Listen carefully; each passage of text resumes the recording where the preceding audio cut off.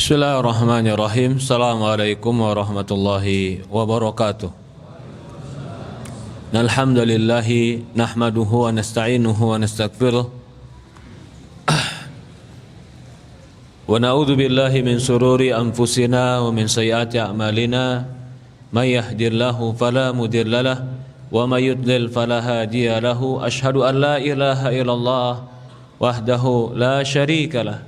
Wa ashhadu anna Muhammad abduhu wa rasuluhu la nabiyya ba'd. Qala Allah ta'ala fi kitabihil karim, ya ayyuhalladzina amanu taqullaha haqqa tuqatih fala tamutunna illa wa antum muslimun.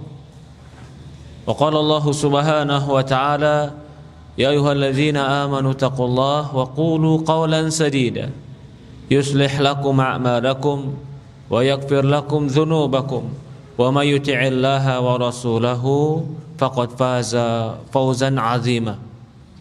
Fa in asdaqal hadits kitaballah wa khairul hadi nabiyina Muhammadin sallallahu alaihi wa ala alihi wa sahbihi wa sallam. Wa syarrul umuri muhdatsatuha fa inna kulla muhdatsatin bid'ah fa inna kulla bid'atin dhalalah fa inna kulla dhalalatin finnar. A'adzani wa iyyakum minan nar. Alhamdulillah, para hadirin jamaah, bapak-bapak dan ibu-ibu yang dimuliakan dan dirahmati oleh Allah Subhanahu wa taala. Sebelum kita memulai kajian kita memohon kepada Allah agar Allah berikan kita ilmu yang bermanfaat. Allahumma inna nas'aluka ilman nafi'an wa rizqan thayyiban wa amalan mutaqabbala. Ya Allah, berikanlah kami ilmu yang bermanfaat, rezeki yang baik, dan amalan yang diterima di sisi Allah Subhanahu wa ta'ala. Para hadirin, bapak-bapak dan ibu-ibu yang dimuliakan dan dirahmati oleh Allah Subhanahu wa ta'ala, sebagaimana telah kita pahami bersama bahwasannya kita diciptakan oleh Allah Subhanahu wa ta'ala untuk beribadah kepada Allah. Semua kegiatan kita, semua amal kita ini adalah untuk menyempurnakan tujuan ibadah kita. Allah Subhanahu wa taala berfirman dalam Al-Qur'an, "Wa ma khalaqtul jinna wal insa illa liya'budun." Tidak akan kuciptakan jin dan manusia kecuali agar mereka beribadah kepadaku. Ini salah satu tujuan Allah ciptakan kita, bahkan ini tujuan yang terpenting, agar kita beribadah kepada Allah Subhanahu wa ta'ala. Dan ini tugas kita. Kalau kita tidak menunaikan tugas ini dengan benar, maka kita tidak akan menjadi hamba-hamba Allah Subhanahu wa ta'ala yang Allah masukkan ke dalam surga. Tapi kalau kita mengerjakan tugas ini dengan benar, seperti apa yang Allah kehendaki, maka Allah telah beli harta kita, jiwa kita, tenaga kita, Allah ganti dengan surga Allah Subhanahu wa ta'ala. Agar kita mengerti dan tahu bagaimana cara beribadah kepada Allah, tentu kita butuh bimbingan. Ketika Allah perintahkan ibadahlah kepadaku, wa ma khalaqtul jinna wal insa illa liya'budun, tidak kuciptakan jin dan manusia kecuali ibadah kepadaku.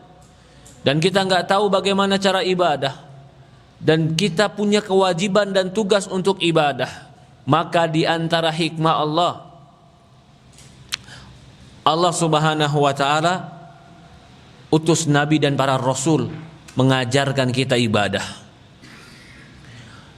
Yang ingin saya sampaikan, kalau begitu belajar dari Al-Quran dan hadis mengenai tugas kita, yaitu beribadah kepada Allah, mempelajarinya adalah sebuah kewajiban. Karena tugas kita beribadah tidak akan sempurna kecuali kita belajar dari Quran dan hadis yang Allah Subhanahu wa ta'ala turunkan. Kita beribadah kepada Allah. Maka ini dalam sebuah riwayat hadis, Rasulullah sallallahu alaihi wasallam bersabda, "Talabul ilmi fariidatun ala kulli muslim." Kata Rasulullah sallallahu alaihi wasallam, Belajar ilmu agama itu wajib bagi setiap muslim dan muslimah. Begitu juga di dalam surat Al-Quran, surat Muhammad ayat 19, Allah subhanahu wa ta'ala berfirman, fa'lam annahu la ilaha illallah. Kata Allah subhanahu wa ta'ala, belajarlah kalian. Fa'lam, belajarlah, perintah Allah. Hukum asal perintah adalah wajib. Ketika Allah perintahkan dalam surat Muhammad ayat 19, belajarlah kalian, maka belajar ilmu agama kewajiban. Kalau dia kewajiban, tidak ada amalan yang paling Allah cintai sebagaimana seorang hamba melakukan amalan wajib. Wa ma ahabbu ilayya mimma aftaradtu alaih.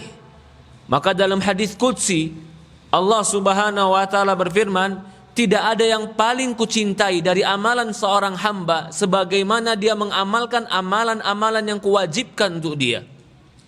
Di antara amalan yang Allah wajibkan untuk kita adalah belajar ilmu agama. Maka belajar ilmu agama selain kewajiban, ibadah yang afdol. Kita duduk, kita dengar, kita hadir. Mungkin sebagian orang hanya menganggap ini hal yang biasa. Padahal bisa jadi duduknya kita dalam majelis ilmu dan belajar ilmu agama menjadi salah satu sebab Allah ridhoi kita. Bahkan Imam Syafi'i, Imam Ahmad, para ulama terdahulu, mereka lebih menyukai belajar daripada sholat malam. Kenapa mereka lebih menyukai belajar daripada sholat malam? Karena belajar pahalanya wajib lebih besar dibanding sholat malam yang sunnah. Bukan berarti sholat malam itu tidak penting, penting. Tapi ketika dipertemukan antara belajar dan sholat malam, ternyata para ulama terdahulu mereka mendahulukan belajar karena mereka yakin belajar itu ibadah yang mulia karena kewajiban dari Allah. Bahkan belajar termasuk salah satu jihad fisabilillah. Dalam sebuah riwayat atau dalam Al-Quran, Allah subhanahu wa ta'ala mengatakan dalam sebuah Al-Quran, atau Rasul ditanya, ya Rasulullah, apa yang menyebabkan seseorang itu, atau siapa yang dikatakan orang yang berjihad? Maka Rasul mengatakan orang yang berjihad itu adalah orang yang meninggikan kalimat Allah subhanahu wa ta'ala. Maka dari ini, di antara salah satu cara meninggikan kalimat Allah adalah belajar dan mendakwahkan ilmu agama. Ketika Allah subhanahu wa ta'ala berfirman dalam Al-Quran, ya ayyuhalladzina, ketika Allah mengatakan qatil, perangilah, ya ayuhan nabi jahidil kuffar wal munafikin waghlud alaihim wa ma'wahum jahannam. Kata Allah subhanahu wa ta'ala, wahai para nabi, ya ayuhan nabi jahidil kuffar, perangilah orang-orang kafir, wal munafikin, perangilah orang-orang munafik, waghlud alaihim, keraslah kepada mereka. Kata para ulama, dalam ayat ini Allah memerintahkan memerangi orang-orang kafir. Rasulullah pernah memerangi orang kafir dengan pedangnya, menebas orang kafir dengan berjihad. Tapi di dalam ayat ini juga Allah mengatakan jahidil kufar wal munafikin, perangi orang-orang munafikin. Dan tidak ada dalam hadis Rasulullah SAW memerangi orang-orang munafik dengan pedang. Tapi Allah tetap katakan perangi orang munafik. Tapi mengapa Rasul tidak pernah memerangi dengan pedang? Karena dikatakan oleh para ulama, Rasulullah SAW memerangi orang-orang munafik itu dengan ilmu dan bayan, penjelasan. Maka berdakwah dengan ilmu, juga mempelajari ilmu agama, itu adalah salah satu jihad fisabilillah subhanahu wa ta'ala. Rasulullah mengatakan dalam sebuah riwayat hadis, Man kana kharijan li talabil ilmi kana jihadan fi sabilillah hatta yarji'. Kata Rasulullah sallallahu alaihi wasallam, barang siapa yang keluar untuk mencari ilmu agama, maka dia bagaikan orang yang berjihad sampai dia kembali ke rumahnya. Disebutkan juga para ulama bahwasannya belajar ilmu agama ini selain ibadah, dia ibadah hati, dia juga menyebabkan Allah Subhanahu wa taala mengangkat derajat orang yang berilmu. Apakah sama orang yang berilmu dengan tidak berilmu? Allah mengatakan dalam Quran surat Zumar ayat 9, hal yastawil ladzina ya'lamuna wal ladzina la ya'lamun innama yatadzakkaru ulul albab. Apakah sama orang-orang yang berilmu dengan orang-orang yang tidak berilmu? Sesungguhnya yang mengerti itu adalah orang-orang yang memiliki akal. Jelas di sisi Allah, orang yang punya ilmu agama itu beda dengan orang yang tidak punya ilmu agama. Jangankan manusia, maaf, hewan pun ketika dia memiliki ketangkasan dan dia memiliki kemampuan lebih daripada hewan yang lain, maka hewan yang memiliki ketangkasan dan kemampuan lebih mahal daripada hewan yang tidak memiliki ketangkasan dan keilmuan. Contoh, Allah mengharamkan kita untuk memelihara anjing. Bahkan dalam sebuah riwayat, barang siapa yang memelihara anjing, maka satu hari akan hilang pahalanya 2 qirat. Kecuali anjing untuk berburu, anjing untuk menjaga kebun, atau anjing untuk menjaga rumah. 3 jenis anjing ini dibolehkan karena anjing ini punya ilmu. Maka kata para ulama, jelas sekali sesuatu yang punya ilmu itu pasti dinilai berbeda dengan yang tidak punya ilmu. Bahkan kita pula di kantor kita, di kerjaan kita, mungkin orang-orang yang memiliki skill yang lebih, kemampuan yang lebih, itu mungkin akan diberikan salary, gaji yang lebih dibanding orang-orang yang tidak punya skill. Itu ingin menunjukkan di dunia saja manusia akan memperlakukan manusia lain sesuai dengan ilmunya. Maka begitu pula di akhirat Allah mengatakan, yarfa'illahu alladzina amanu minkum walladzina utul ilma darajat. Allah akan mengangkat orang-orang yang berilmu dan beriman di antara kalian beberapa derajat. Jelas, orang berilmu akan Allah angkatkan. Maka orang yang mencari jalan supaya mendapatkan ilmu, Allah akan muliakan mereka.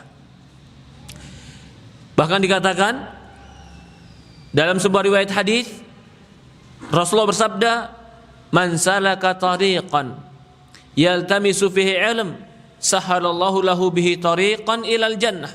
Barang siapa yang menempuh jalan untuk mencari ilmu agama, Allah Subhanahu wa taala akan mudahkan bagi dia jalan menuju surga. Para hadirin jamaah, bapak-bapak dan ibu-ibu yang dimuliakan dan dirahmati Allah Subhanahu wa taala, ya, banyak sekali sebenarnya keutamaan ilmu, banyak sekali. Dia adalah warisannya para nabi. Fa innal anbiya la yuwarithu dinar wala dirham. Nabi enggak pernah mewariskan harta emas dan perak. Fa inna ma yuwarithul ilm. Nabi itu mewariskan ilmu. Begitupun kita kepada anak-anak kita, kepada keluarga kita, mewariskan ilmu kepada mereka lebih baik daripada mewariskan harta. Mewariskan harta untuk anak-anak dan keluarga kita, dan kita meninggal mereka dalam keadaan kaya, itu baik. Tapi kalau mereka punya harta tanpa ilmu, harta cepat habis. Tapi kalau kita wariskan kepada mereka ilmu, walaupun mereka tidak punya harta, tapi punya skill, punya kemampuan, punya ketangkasan, punya ilmu, mereka akan bisa mencari harta.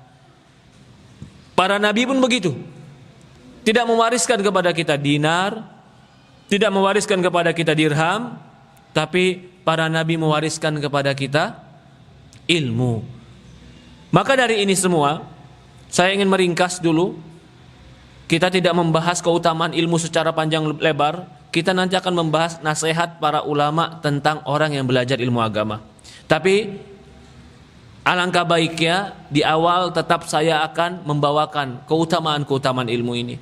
Intinya, kita belajar ilmu agama ini adalah belajar sesuatu yang Allah perintahkan kita memintanya. Allah tidak pernah perintahkan kita untuk minta harta, tapi Allah perintahkan kita, qur rabbi zidni ilma.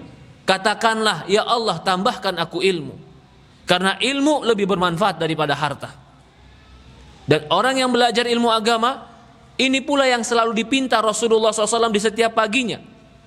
Zikir pagi dan petang diantaranya, Allahumma inna nas'aluka ilman nafi'an. Ya Allah, aku mohon kepadamu ilmu yang bermanfaat. Kenapa selalu ilmu yang diminta oleh Rasulullah? Karena itu yang memuliakan seorang hamba di hadapan Allah. Yarfa'illahu alladhina amanu minkum walladzina utul ilma darajat. Allah akan mengangkat orang-orang yang beriman di antara kalian dan orang-orang yang punya ilmu beberapa derajat. Maka letihnya kita belajar ilmu agama, usaha kita pergi ke majelis, duduk kita ke majelis, itu ibadah yang afdol. Bahkan tadi kita bawakan, orang yang keluar belajar ilmu agama akan dicatat sebagai mujahid fisabilillah hatta yarji, sampai dia kembali. Dan sampai hari ini agama Islam tetap terjaga. Yang menjaga agama Islam hari ini adalah setelah Allah Subhanahu wa taala, Allah katakan ilmu. Inna nahnu nazalna dzikra wa inna lahu lahafidun. Kami yang menurunkan Quran, kami pula yang menjaganya. Penjagaan Allah kepada Quran dengan cara dihafal, dipelajari, diamalkan. Maka orang yang belajar ilmu agama kembali kepada kemurnian dan kepada keintian Islam. Ketika orang-orang tidak mau belajar ilmu agama, disinilah mulai Muslim akan mudah disusupi dengan kejelekan, akan mudah disusupi dengan pemahaman-pemahaman yang nyeleneh. Bahkan kaum muslimin kalau tidak belajar ilmu agamanya, bisa jadi dia nggak mengerti apa bedanya agama Islam dengan agama non-muslim. Para hadirin jamaah, bapak-bapak dan ibu-ibu yang dimuliakan dan dirahmati Allah Subhanahu wa taala, maka sekali lagi belajar ilmu agama, ikut kajian, hadir majelis taklim, ini sebab Allah Subhanahu wa taala rahmati kita. Dalam sebuah hadis lain, satu hadis terakhir yang saya ingin sebutkan tentang keutamaan orang yang belajar ilmu agama. Dalam sebuah riwayat hadis dikatakan bahwasannya Allah punya malaikat-malaikat, yang malaikat-malaikat Allah ini berterbangan di langit, dan mereka tugasnya mencari majelis ilmu. Jika ada majelis ilmu, maka mereka mampir dan turun dan mengepakkan sayapnya. Tatanazal alaihimul malaikah. Malaikat turun, hadir, duduk, melihat orang-orang yang hadir pada majelis ilmu. Selesai majelis ilmu itu selesai, bubar, malaikat ini naik lagi ke langit. Ketika malaikat ke langit ditanya oleh Allah, apa yang kau dapatkan? Ya Allah, aku dapatkan hamba-hambamu berkumpul. Kenapa mereka berkumpul? Mereka berkumpul karena surga ya Allah. Lalu kata Allah, apakah mereka pernah melihat surga? Enggak pernah ya Allah. Lalu bagaimana kalau mereka melihat surga? Kalau mereka melihat surga, mereka pasti akan lebih giat lagi dalam beribadah kepadamu. Lalu Allah tanya pada malaikat yang hadir tadi, apa yang paling mereka takuti sehingga mereka kumpul di majelis itu? Kata malaikat, ya Allah, mereka paling takuti nerakamu dan siksamu ya Allah. Allah tanya lagi, apakah mereka pernah melihat siksa nerakaku? Enggak pernah ya Allah. Lalu kenapa mereka berkumpul? Mereka berharap ridhomu ya Allah. Maka kata Allah Subhanahu wa taala kepada malaikat ini, kabarkan pada mereka yang hadir di situ, aku telah ampuni dosa-dosa mereka. Ini orang yang hadir majelis ilmu cuman ingin berharap ridho Allah Subhanahu wa taala. Allah tidak mengkaitkan tentang berapa yang dia hafal dari ayat, berapa yang dia hafal dari hadis, berapa yang dia baca dari buku, tidak. Selama dia mau belajar ilmu agama, dia duduk untuk mencari ridho Allah, Allah akan ampuni dosanya. Kalau kita gak mampu sholat malam karena ngantuk, atau gak mampu puasa di siang hari karena banyak kerjaan, jangan pernah tinggalkan majelis ilmu. Tinggal duduk, dengar, setelah itu pulang, pahalanya besar. Malaikat turun, memberikan rahmatnya, mengepakkan sayapnya. Allah kabarkan Allah akan mengampuni orang-orang yang belajar ilmu agama.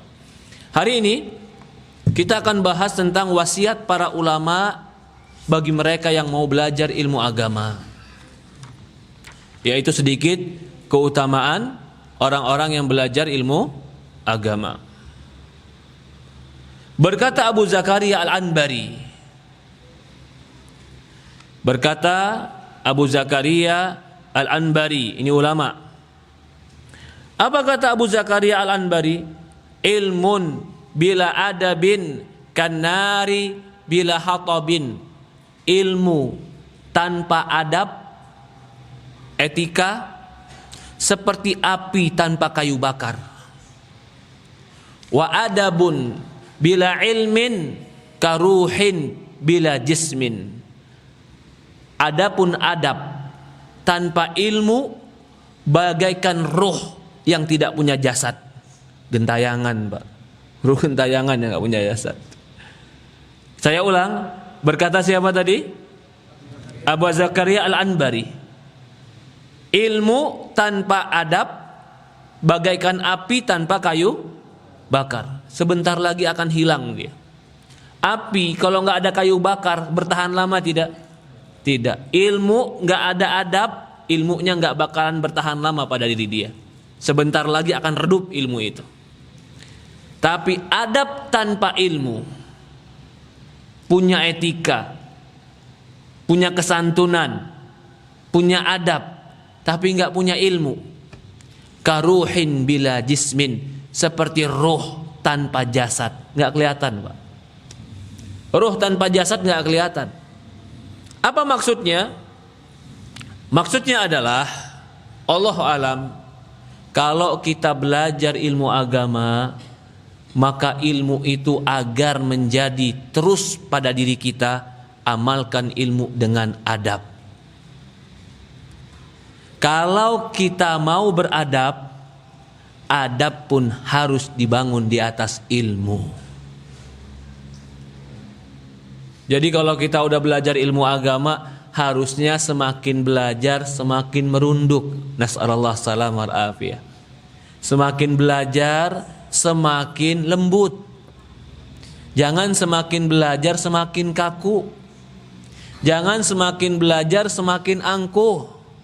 Jangan semakin lama ngaji malah semakin sombong. Allah, Pak. Ini sebagian orang ya, tapi ini sedikit.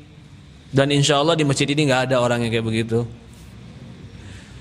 Gara-gara udah ngaji lama, wah saya mau udah ngaji udah lama Ustadz. Dari tahun berapa? Oh dari tahun 90-an saya udah ngaji. Masya Allah. Lalu apa yang kamu dapat? Yang saya dapat Ustadz Fulan, Ustadz Fulan, Ustadz Fulan, Ustadz Fulan. Bisa nggak kamu baca kitab? Oh itu Ustadz salahnya Ustadz. Saya dulu ngajinya di teras sama di luar masjid. Oh subhanallah. Ya nggak apa-apa. Yang penting kamu istiqomah. Nggak apa-apa. Yang penting kamu istiqomah.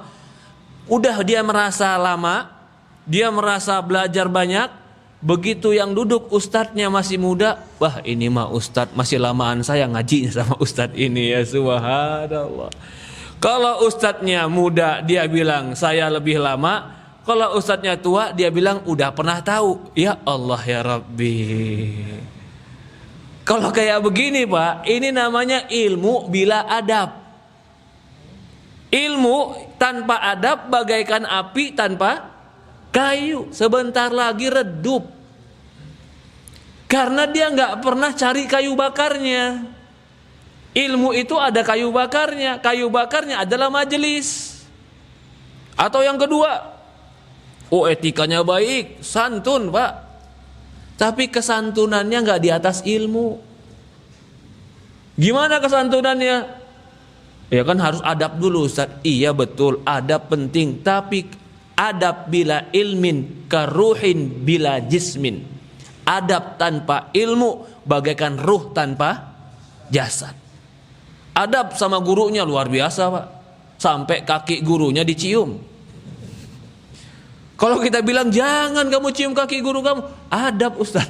Itu adab tanpa ilmu namanya. Adab sama gurunya luar biasa. Wudhu gurunya rebutan. Tasbih gurunya Jadi barang yang dijual, siapa yang paling mahal dijual, dikasih tuh tasbihnya. Sama gurunya luar biasa, cium tangan bolak-balik, Allahu Akbar. Sorban gurunya diambil, dijual. Begitu ketemu orang tua, nggak ada adab, nggak ada etika. Ini namanya adab tanpa ilmu. Oh, guru kan orang tua kita, Ustadz. Iya, guru tuh orang tua ruh. Tapi orang tua kita orang tua jasad. Nah, ini ada yang sabarnya luar biasa kalau sama guru. Pokoknya apa kata guru, perintah guru langsung terbang, kalau bisa terbang dia, langsung kerjain. Tapi begitu perintah orang tua, ayah ibu, dia bilang entar. Adab enggak tuh, Pak? Itu namanya ilmu, adab tanpa ilmu. Loh, kalau gitu Ustadz nggak menghargai guru, Ustadz. Ini juga nih, namanya juga ilmu tanpa adab lagi dia. Tetap hargai guru, tapi harus di atas ilmu. Boleh nggak kita sujud sama manusia, Pak? Hah? Nggak boleh. Apalagi datang gurunya, ya subhanallah, dia datang sama gurunya, dicium, habis itu dia buka mulut, diludahin sama gurunya. Allahu Akbar. Dia habis itu dia bilang ini adab. Itu bukan adab, itu namanya bodoh. Loh, katanya kita harus belajar adab, Ustaz. Kata Imam Al-Anbari, adab tanpa ilmu bagaikan ruh tanpa jasad. Harus adab kita juga dibangun di atas ilmu. Hormat kepada guru, sayang kepada guru. Man lam ya'rif haqqan kabirona, kata Rasulullah, barang siapa yang tidak tahu hak orang tua dan ulama kami, laisa minna, bukan golongan kami. Rasulullah mengatakan, irhamu, sayangi anak kecil, hormati orang tua, hargai para ulama. Bagaimana menghargai para ulama? Suatu hari ada seorang sahabat pergi dari Romawi, pergi ke Romawi, Pak. Begitu dia sampai Romawi, dia lihat orang-orang di Romawi itu kalau hormat kepada raja sampai sujud, Pak. Maka sahabat ini bilang, wah, orang yang paling pantas kami sujudkan baginda Rasulullah, karena dia yang paling kami muliakan. Sampai dia pergi ke Madinah mau ketemu Rasulullah, langsung dia mau sujud. Rasulullah mengatakan, tidak, jangan kau sujud. Ya Rasulullah, aku lihat mereka bangsa Romawi menghargai raja-raja mereka, dan aku merasa kau yang paling pantas ku hargai dan ku hormati. Apa kata Rasulullah? La tasjud li ahadin, jangan kau pernah sujud ke siapapun. Lau ana amuru ahadan li an yasjuda li ahadin, kalau seandainya aku boleh memerintahkan orang lain sujud, ku perintahkan wanita sujud kepada suaminya. Nah, mereka bilang, itu kan adab Rasulullah, Ustaz. Rasulullah basa-basi sebenarnya. Loh iya, Pak, kalau kita bilang Rasulullah nggak mau disujudin, Rasulullah nggak mau dipuji yang lebih-lebihan, mereka bilang apa? Itu kan adab Rasulullah, Ustaz.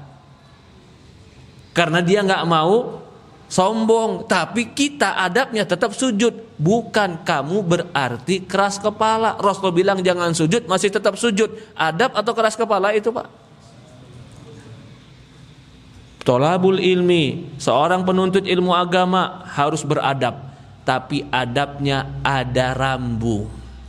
Apa rambunya? Al-Quran dan hadis. Lah ini sekarang kita, Pak, digembar-gemborkan pelajar, santri harus beradab, tapi adabnya kebablasan. Gak diajarkan rambu-rambu yang sesuai Quran dan Sunnah. Na'udzubillah. Sampai akhirnya mengatasnamakan adab, akhirnya mengkamuflase, membuat sebuah kejelekan. Berapa banyak sekarang atas nama adab, Pak, ternyata terjadilah, naudzubillah, kita bicaranya saja nggak tega kita, iya kan? Apa alasannya? Awal-awalnya adab. Adab itu penting, tapi kalau adab tanpa ilmu maka tidak menjadi sebuah pahala. Maka kita kalau ngajarin anak-anak kita adab, harus ajarin adab berdasarkan hadis. Harus mengajari adab karena cari pahala. Contoh, ibu-ibu ngajarin anaknya makan pakai tangan kanan, nggak boleh pakai tangan kiri. Kan dari kecil kita, nah, alhamdulillah kita orang timur. Kita orang timur tuh makan pakai tangan kiri itu aib bagi kita. Cuman alasannya, "Dek, jangan makan pakai tangan kiri." Kenapa, Bunda? Pamali. Cuman itu, argumennya cuman itu. Berarti dia ngajarin adab, tapi nggak ngajarin ilmu, Pak. Kalau dia cuman ngajarin adab, tapi tidak mengajarin ilmu, maka perbuatannya cuman menjadi etika, belum tentu jadi pahala. Tapi ketika diajarin anak-anak, jangan makan tangan kiri. Kenapa, Bunda? Rasulullah memerintahkan makan pakai tangan kanan. Setan makan pakai tangan kiri. Kenapa dia ngajarin? Karena ngikutin Rasulullah. Adab di atas ilmu. Jadi adabnya jadi pahala. Ya. Kalau begitu, adab itu penting. Tapi adab harus dibangun di atas ilmu. Kalau cuman berargumen adab, tapi tidak berlandaskan ilmu, al-adabu bila ilmin karuhin bila jismin. Adab tanpa ilmu bagaikan ruh tanpa jasad, gak ada faedahnya. Apalagi contohnya adab tanpa ilmu. Adab tanpa ilmu contoh diantaranya, tadi kita sudah contohkan diantaranya sujud kepada guru. Ini adab tanpa ilmu ini. Contoh lagi, Pak, walaupun ini diperbincangkan para ulama. Kalau kita mau lewat depan orang tua, bagaimana lewatnya? Merunduk. Semakin merunduk semakin santun. Adab tidak itu? Adab. Tapi dalam Islam boleh nggak kita terlalu merunduk ruku untuk manusia? Nggak boleh. Bahkan Rasul mengatakan, la yanhani ba'dukum ala ba'dha. Yanhani itu bukan hanya ruku, Pak. Kalau ruku jelas, walillahi fasjudu lillahi warka'u. Sujudlah untuk Allah dan rukuklah untuk Allah. Ketika kita ruku untuk menghargai orang di depan kita, itu sebuah catatan dalam ilmu. Itu ruku adalah ibadah. Loh, saya tapi kan nggak nyembah dia, Ustaz. Hatimu tidak menyembah dia, niatmu tidak menyembah dia, tapi fisikmu menyerupai ruku kepada Allah. Maka nggak boleh ruku kepada manusia. Tadi sujud, ruku nggak boleh. Yanhani pun tidak boleh, Pak. Apa itu yanhani? Yanhani itu membungkuk sebagai penghargaan. Rasulullah mengatakan la yanhani ba'dukum ba'dha. Jadi Islam ini mengajari kita adab, tapi kita tetap mulia, Pak. Jangan sujud, juga jangan ruku. Kalau ketemu apa yang diajarin Islam? Salaman mu'anaqah, berpelukan. Yang disalami dan yang menyalami sama-sama punya kehormatan. Gak ada yang dihinakan dan direndahkan. Para sahabat seperti itu. Loh, kalau nyium tangan gimana, Ustadz? Maka itu para ulama kalau dicium tangan, dia cium balas tangannya. Kenapa? Karena sama menghargai. Maka walaupun ikhtilaf apa hukum mencium tangan, ya sebagian ulama tidak memasalahkan, boleh cium tangan. Tapi yang tidak boleh itu sampai ruku untuk cium tangan atau sampai sujud untuk cium tangan. Jangan. Itu adab. Tapi adab harus dibangun di atas ilmu. Kalau adab tidak dibangun di atas ilmu dan mengatasnamakan adab, kita katakan ilmu lebih tinggi daripada adab tanpa ilmu. Ilmu lebih tinggi daripada adab tanpa ilmu. Tapi ilmu tanpa adab juga bagaikan api tanpa kayu bakar. Masya Allah, penampilannya rapi, songkoknya putih, jenggotnya bersih, bajunya rapi. Tapi kalau udah ngomong, ya subhanallah, kadang-kadang omongannya menyakitkan orang lain. Ini menjatuhkan kehormatan, Pak. Bagaimana tidak? Penampilannya udah luar biasa, tapi begitu ngomong, subhanallah, harga diri dia sendiri jatuh. Kenapa harga diri dia sendiri jatuh? Karena dia keluar dari mulutnya sesuatu yang jelek, seolah-olah nggak punya ilmu. Maka mukmin, ini nasihat para ulama, Kalau punya ilmu harus beradab. Kalau punya adab harus di atas ilmu. Jangan sampai punya ilmu nggak punya adab, dan jangan sampai ada adab nggak ada ilmu. Harus dua-duanya ada. Yang berikutnya, itu tadi nasihat dari Abu Zakaria Al-Anbari. Berkata lagi,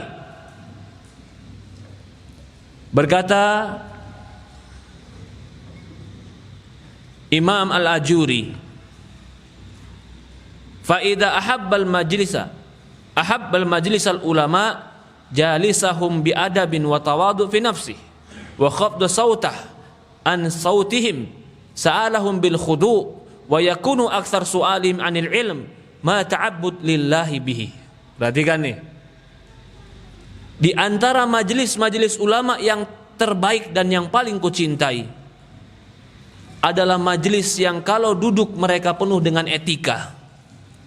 Tawadu fi nafsih, dia tawadu, merendahkan dirinya ketika duduk. Maksudnya apa? Ya kalau dalam majelis ilmu, maaf, mungkin kita punya jabatan di kantor, kita mungkin punya kedudukan di kantor, semoga Allah rahmati. Tapi ketika majelis ilmu, sudah, jabatan ditinggal. Para sahabat radhiyallahu anhum, kalau sudah masuk majelis ilmu, bahkan Imam Syafi'i atau Imam Ahmad ketika duduk di depan Imam Syafi'i tetap duduk sebagai pelajar. Ini adab.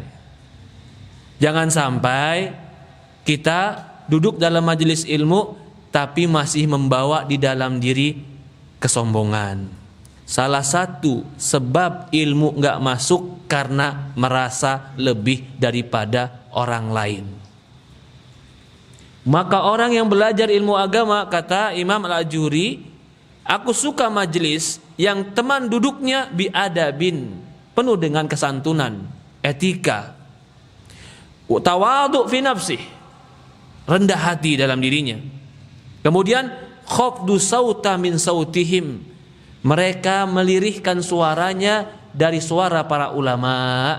Ini adab, duduk tenang, duduk beretika, duduk dengan kerendahan, suaranya dilirihkan, bukan malah di majelis bikin majelis baru.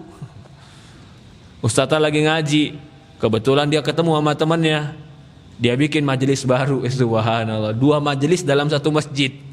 Satu majelis ustadz, yang satu majelis ibu-ibu. Subhanallah. Tapi di sini ibu-ibunya nggak ada, insya Allah. Ini nggak beradab. Wallahi nggak beradab. Kalau kamu pengen ngobrol, silahkan, tapi jangan ganggu orang pengen belajar. Silahkan, pengen ngobrol di tempat ngobrol. Mana yang lebih baik, Pak? 2 orang. Satu orang ngobrol nggak majelis taklim, dan dia jauh dari majelis taklim tanpa mengganggu majelis taklim. Yang kedua, orang ngobrol di tengah majelis taklim yang mengganggu majelis taklim. Mana yang lebih jelek? Fisiknya datang ke majelis taklim, padahal hakikatnya sedang mengganggu majelis taklim. Maka jangan heran kalau ada sebagian para asatid, kalau begitu ada yang ngobrol, bukan lagi marah, langsung subhanakallah bihamdi, subhanallah azim, tutup majelisnya. Karena nggak adab. Ya kalau zaman sekarang kita banyak-banyak maafin orang saja. Kalau setiap orang ngobrol kita tutup, nggak ada kajian terus kita, Pak. Libur terus kita. Ya banyak-banyak maafin orang aja, subhanallah. Tapi kalau dibilang dia bersikap seperti itu salah nggak, Ustaz? Sebenarnya nggak salah. Itu hak ulama. Majelis punya dia dan hak dia untuk menutupnya. Kalau kita bicara secara hak. Tapi bicara secara etika dan adab, orang yang hadir khaf saut wa sa'alau bil khudu. Berikutnya, kalau tanyalah dengan cara yang baik. Jangan nanya seolah-olah pengen debat, atau nanya seolah-olah pengen ngejatuhin pendapat ustadz. Wah, ini banyak saya ketemu pelajar begini, Pak. Tanpa dia sadar ya, dia baru tahu satu ilmu, tiba-tiba syekhnya menyampaikan ilmu yang baru yang dia belum tahu, karena dia baru tahu satu jurus. Nah, orang biasanya kalau baru satu jurus gimana, Pak? Hah? Biasanya baru tahu satu jurus, baru ban kuning, itu ban hitam dia ajak lawan, Pak. Karena dia belum tahu. Akhirnya Syekh di depan teman-temannya ingin menunjukkan dia pinter. Tapi sebenarnya itu ingin menampakkan kekurangan dirinya. Jangan. Kalau kita kalau Syekhnya punya pendapat yang berbeda gimana, Ustaz? Silahkan. Tapi dalam rangka bertanya. Bukan berdebat. Contoh berdebat gimana, Ustaz? Ustaz lagi ngobrol, tiba-tiba angkat tangan. Ustaz bilang tadi pendapat Ustaz A, iya. Kemarin saya ngaji sama Ustaz B, beda sama pendapat Ustaz. Maksudnya apa ini? Maksudnya Ustaz bantahlah Ustaz itu. Lalu saya sebagai penyampai nanti biar saya sampaikan Ustaz bantah ke dia. Lalu Anda sebagai apa kalau begitu? Hah? Sebagai provokator. Itu bukan adab. Bukan adab. Kalau kita ragu boleh tanya. Maaf Ustaz, kalau ada yang berpendapat beda, pendapatnya begini, menurut Ustaz bagaimana? Tanpa menyebutkan orang yang berpendapat. Menurut Ustaz bagaimana? Baru dia jelaskan, aman. Coba, kalau saya sekarang saya bilang pendapat saya adalah A, tiba-tiba dia angkat tangan di sini. Ustaz, saya pernah belajar sama Ustaz Yazid, pendapatnya B. Mau saya bilang apa? Mau saya bilang, oh nanti Ustaz, saya salah juga karena dia ulama. Tapi yang salahnya siapa? Yang bertanya. Loh, tapi kan ada pendapat lain Ustaz. Boleh, ada pendapat lain boleh. Jangan adu para ulama. Kadang-kadang ada orang, Pak, kalau kajiannya nggak rame, kajiannya apa? Kajiannya keutamaan ilmu, biasa ya dia. Kajiannya kebaikan tauhid, kurang semangat dia. Kajiannya rumah tangga, malas dia. Kajiannya membantah Ustadz Fulan, langsung datang tuh dia. Subhanallah, ya Rabbi, ini hatinya kemana ini? Mau cari ilmu atau cari ribut? Jangan-jangan bekas pendekar lalu tobat. Gak boleh, adab thalabul ilmi begitu gak boleh. Thalabul ilmi itu tujuannya memperbaiki diri, bukan untuk neropong orang lain. Buat apa kita belajar ilmu agama? Kalau ilmu agama kita gunakan buat nilai orang lain, berarti kita bukan sedang belajar, kita sedang cari alat untuk mempersalahkan orang lain. Itu tidak akan menjadi orang yang berilmu. Saya belajar Ustaz, saya catat nih sekarang semua. Untuk apa? Saya mau ketemu dia, saya bantah nih pakai ucapan Ustaz.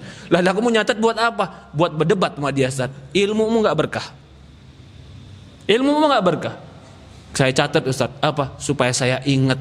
Semoga saya jadi orang yang lebih baik. Itu ilmu berkah. Betapa banyak sekarang orang punya ilmu, dapat hadis. Begitu dapat hadis senang dia.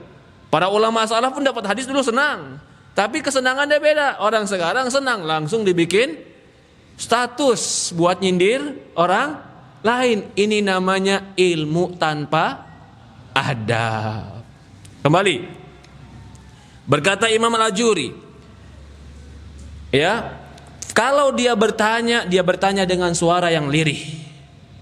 Fayakunu aktsar su'alihi min ilmin ma ta'abbud lillah. Kalau dia tanya pula, kebanyakan tanyanya tentang ilmu yang dia bisa mendekatkan diri kepada Allah. Ini Pak, para sahabat itu kalau ketemu Rasulullah minta ilmu, ya Rasulullah, apa yang bisa memasukkan aku ke surga? Kan selalu begitu pertanyaannya. Ya Rasulullah, amalan apa yang bisa menyebabkan aku masuk surga? Para sahabat tuh nanyanya amalan yang bisa memasukkan ke surga. Itu adab thalabul ilmi. Ya Rasulullah, apa hukum ini? Bertanya sesuatu yang menyempurnakan ibadah kita. Jangan bertanya ilmu sesuatu yang gak bermanfaat. Ya kalau di majelis taklim mungkin enggak ya. Tapi dulu kalau orang-orang bertemu dengan para ulama, coba lihat sekarang, orang sekarang kalau ketemu para ulama biasanya minta apa? Minta apa? Minta foto. Ya subhanallah. Nanti begitu dia minta foto, nih bujang Pak. Kadang-kadang kita punya taktik-taktik bujang nih luar biasa juga.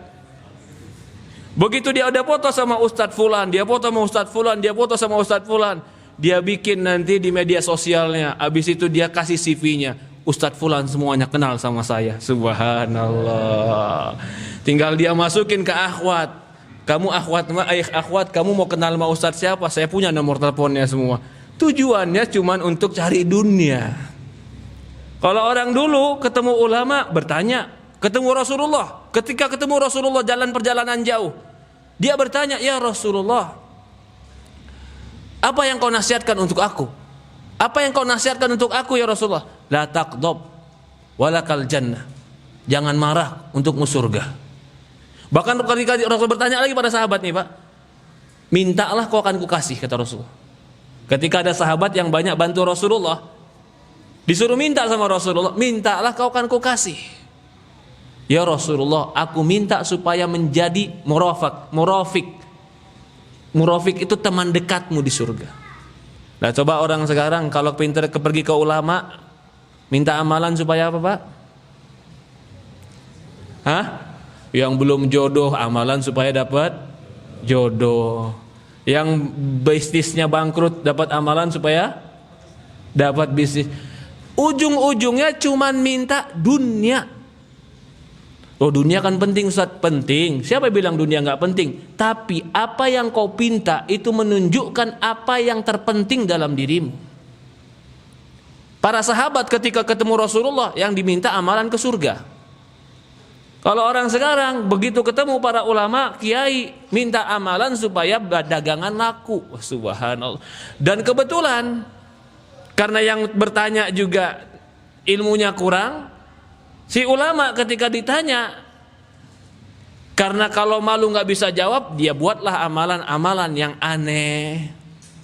Mau kamu mau salawatlah 4.444 kali. Wallah. Harus 4.000, iya, lebih satu gagal, kurang satu gagal, ya subhanallah. Susahnya itu amal. Ya Rabbi. Ketemu di antara adab adalah bertanya amalan yang menyempurnakan akhirat. Menyempurnakan akhirat itu adab. Ya. Ada juga yang mau ketemu Ustadz, ngapain? Oke, salam, ketemu Ustadz. Udah habis ketemu yang ditanya anak berapa, istri berapa, keluarga berapa.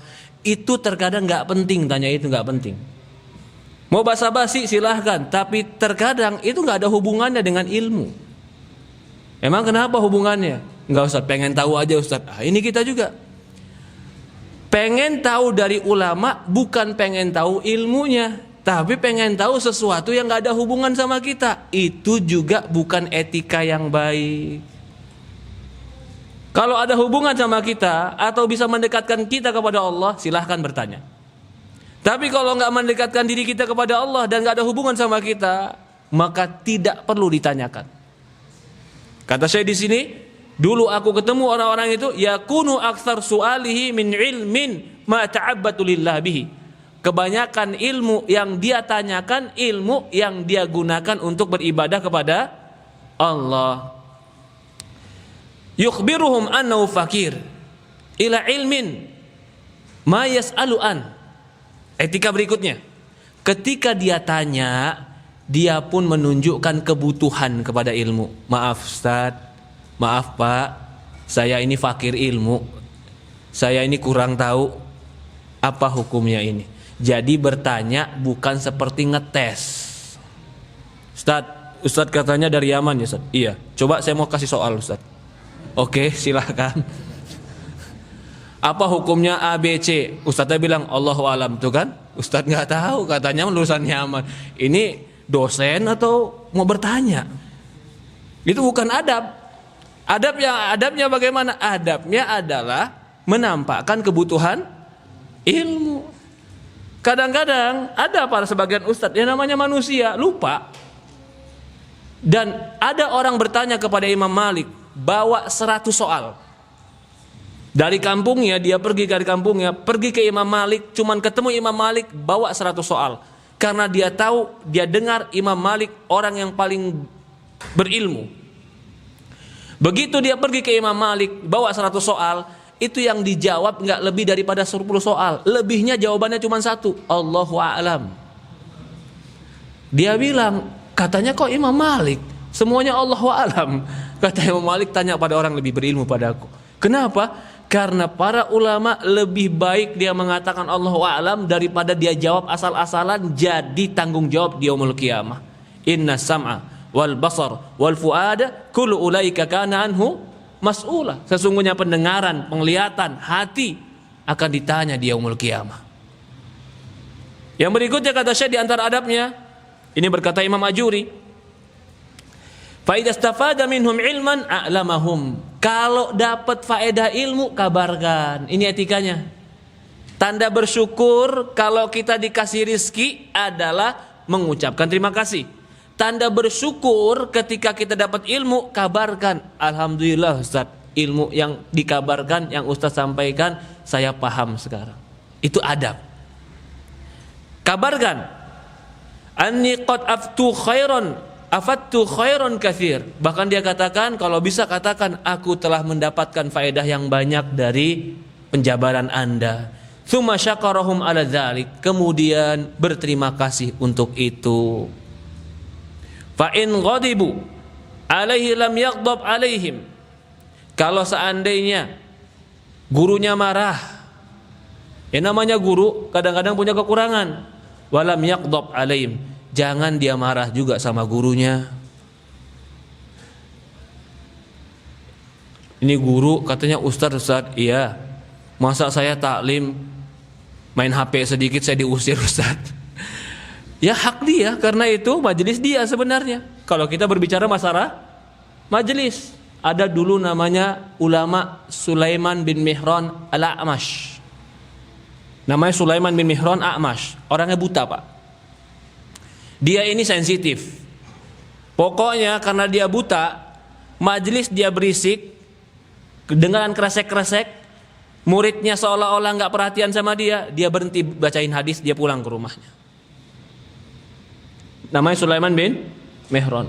Suatu hari teman-teman murid-muridnya kan udah tahu nih karakteristik gurunya. Yang buta, yang nggak mau ribut. Kalau ada murid yang bermacam-macam, dia langsung berhenti. Semua duduk di depan dia. Ada orang baru mau ngaji sama Sulaiman bin Mihran.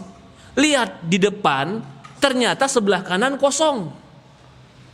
Dia langsung lah mau duduk paling sebelah kanan. Semua temannya mau ngomong takut ribut, nggak ngomong takut salah. Ternyata Sulaiman bin Mihran ini kalau sedang taklim kadang-kadang punya kebiasaan ngeludah ke kanan. Nih orang duduk di kanan, kalau dia berisik bubar nih kajian. Kalau dia tetap di situ dia kena ludah. Karena dia dipelototin sama teman-temannya, mau nggak mau dia diam di situ. Sulaiman bin Mihran kebiasaannya meludah, tapi sampai akhirnya berisik, berhenti kajiannya. Subhanallah. Ini ada karakteristik ulama. Kalau kita butuh ilmu dia, kita sadari kita butuh ilmu dia, sabar dengan karakteristiknya. Karena mungkin manusia seperti itu. Maka katanya di sini, ya, saya suka mendengar itu katanya, Ustadz, terutama saya di Bogor, Ustadz katanya kalau majelis di sana itu nggak boleh begini. Kenapa kamu protes? Itu majelis dia. Kalau kamu mau duduk silahkan. Kalau kamu nggak mau duduk jangan datang. Jangan kamu duduk tapi kamu mau pakai peraturan kamu sendiri. Betul atau salah ini? Betul. Iya Ustadz, tapi kan begini. Udah, kamu butuh ilmu, butuh Ustadz, duduk. Tapi kan, ya majelis dia sudah. Enggak, tapi saya mau main HP sambil main ilmu. Berarti bukan itu gurumu, cari guru yang lain. Tapi saya butuh ilmu dia Ustaz. Sudah, kau ikuti peraturan dia. Itu adab namanya. Jangan sampai kita ternyata nggak adab sama guru. Majelis kan punya dia, karakteristik dia, peraturan dia. Kita ikutin. Habis itu kita bubar, kita gibahin. Tuh emang Ustadz ya, kaku amat sih, wah udah macam-macam. Bukan dapat pahala malah dapat dosa. Kata dia di sini, fa idza ghadibu alaihi lam yaghdab alaihim. Kalau ustadznya, gurunya, syekhnya mungkin marah, maka jangan dia balas marah. Nadhar fi sababi ladzi min ajli ghadabu alaihi faraja anhu. Perhatikan apa sebab marahnya.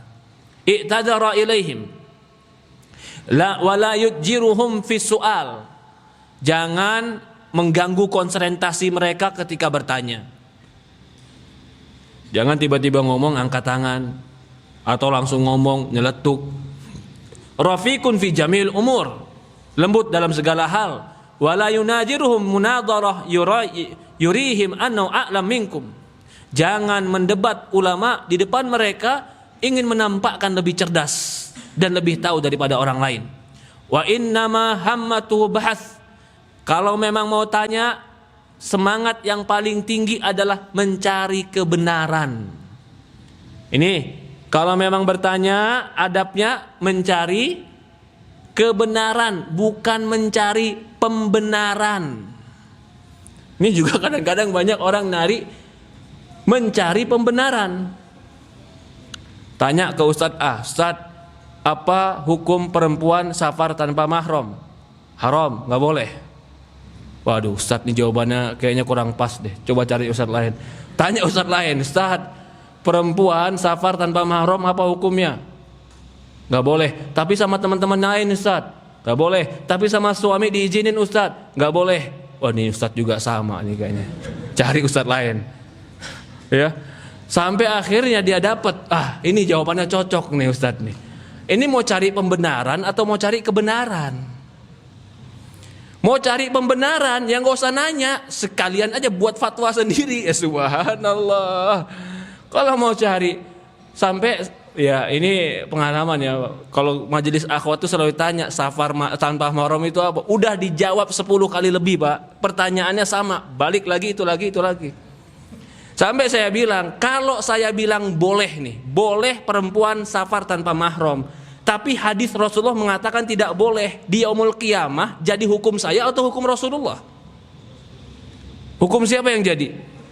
Kalau seandainya sekarang kau cari, ada ustadz yang mengatakan boleh, ada ustadz mengatakan boleh, tapi nanti di yaumul qiyamah di hadapan kita ada hadis Rasulullah, mana yang lebih jadi hakim kita, hadis Rasulullah atau ucapan ustadz? Maka jangan jadikan ucapan orang yang bertentangan dengan hadis Rasulullah SAW sebagai sandaran. Itu bukan adab ulama, bukan adab bertanya. Adab bertanya cari kebenaran, bukan untuk pembenaran. Karena kalau cari pembenaran, akhirnya inilah yang menyebabkan orang tidak bisa berilmu. Karena yang dia cari sesuatu yang dia sukai dengan hatinya, bukan mencari ilmu yang sebenarnya. Ini pula yang menyebabkan seorang tergelincir dalam ilmu. Berikutnya dikatakan, berkata Khatib Al-Baghdadi. Berkata Khatib Al-Baghdadi, apa kata Khatib Al-Baghdadi? Kita ulang sedikit perkataan Khatib Al-Baghdadi. Wa hal adraka minas salafil madin darajatil ula illa bil ikhlasi mu'taqad wal amalu salih wa zuhud ghalib fi kulli ma raqa minad dunya. Apakah, bukankah kita mendapati para salaf terdahulu, yaitu ulama-ulama terdahulu yang sukses dalam akhiratnya, sukses dalam agamanya? Bukankah kita mendapatkan ulama-ulama terdahulu darajatil ula, yang mereka memiliki kedudukan yang tinggi? Apa sebabnya? 3. 1. Ikhlasul mu'taqad, kejujuran dalam keyakinan, jujur ketika belajar, jujur ketika bertanya, ikhlas karena ingin mencari kebenaran. Maka keikhlasan, ikhlas itu bukan hanya rela. Karena kalau kita berbicara ikhlas, kadang-kadang yang terasumsikan adalah rela dan ridho. Itu bagian daripada ikhlas. Tapi yang dimaksud ikhlas di sini adalah betul-betul murni mencari harapan dan kebaikan dari Allah. Kenapa kamu belajar? Saya mencari kebenaran dari Allah.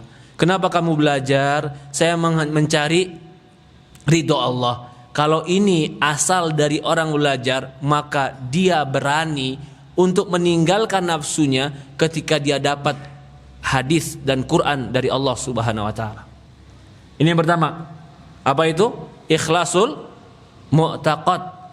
Ikhlaskan keyakinan.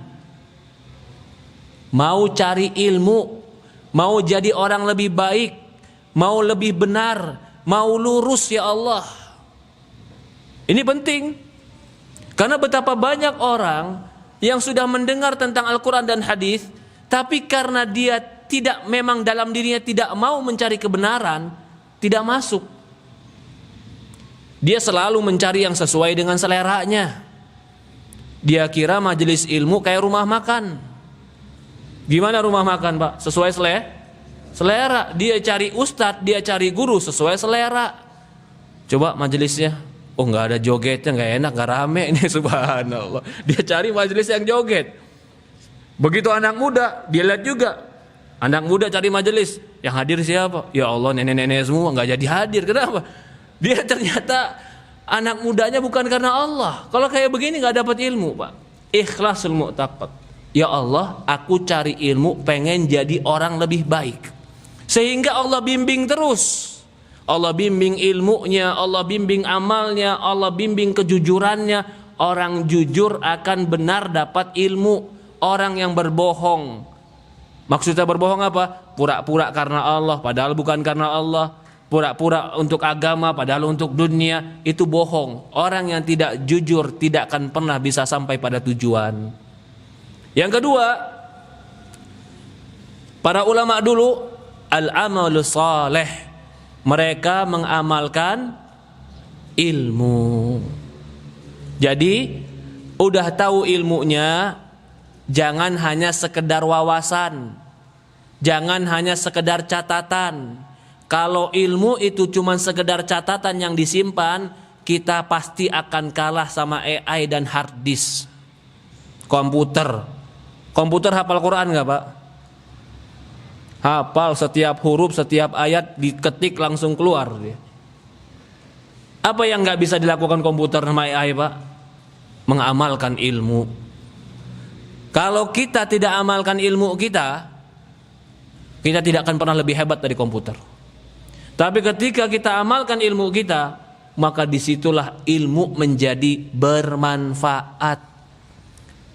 Rasulullah berdoa, Allahumma inni nas'aluka ilman nafi'an. Ya Allah, aku mohon padamu ilmu yang bermanfaat. Rasulullah juga berdoa kepada Allah, Allahumma inni a'udzubika min ilmin la yanfa. Ya Allah, aku berlindung padamu dari ilmu yang tidak bermanfaat. Bagaimana ilmu tidak bermanfaat? Cuman jadi wawasan, pengetahuan, bahkan tidak jadi amalan. Bahkan mungkin ilmunya dia putar balikkan untuk membela kebatilan. Ini ilmu yang tidak bermanfaat. Ilmu tidak bermanfaat. Ya kadang-kadang ada, Pak. Ada orang yang mencari ilmu tujuannya bukan kebaikan. Tadi saya sudah bilang tujuannya untuk kejelekan. Ya, wazud fi dunya, yang ketiga az-zuhdul ghalib min kulli ma raqa minad dunya. Dia berusaha zuhud dari segala sesuatu yang mencondongkan kepada dunia. Kalau sudah lebih cinta dunia, maka tidak akan bisa berilmu. Karena nanti ilmunya akan dibayar dengan dunia, dia tinggalkan ilmu, diambil dunianya. Kalau lebih condong kepada dunia, lebih tamak kepada dunia, ilmu ini terkadang tidak mengajarkan dunia. Coba saja baru ngaji, Ustaz saya senang kajiannya, Masya Allah. Cuma satu bab aja yang susah, Ustaz. Apa? Riba. Kenapa? Saya kalau ikutin riba, Ustaz, kayaknya kalau ikutin fatwa Ustaz, ikut kajian, kayaknya dunia saya hancur, Ustaz. Berapa banyak orang yang seperti itu? Akidahnya, Ustaz bagus, Ustaz akidahnya. Fikihnya bagus, Ustaz. Cuman satu doang yang gak bagus. Apa? Ustaz terlalu keras masalah riba. Subhanallah. Dunia dia takut, Pak. Dunianya dia takut terbengkalai, takut hancur, takut rusak. Padahal kalau dia jujur, itu kan yang dibawakan dalil Quran dan hadis. Kenapa harus menolak? Jawabannya satu, cinta dunia, takut dunianya hilang. Ini yang ketiga. Ternyata para ulama dulu kekuatan mereka bisa sukses menjadi orang soleh. Yang pertama ikhlas, yang kedua mengamalkan ilmu, yang ketiga menjauhkan terlalu cinta dunia. Dikatakan lagi oleh Ma'ruf Fairuz Karhi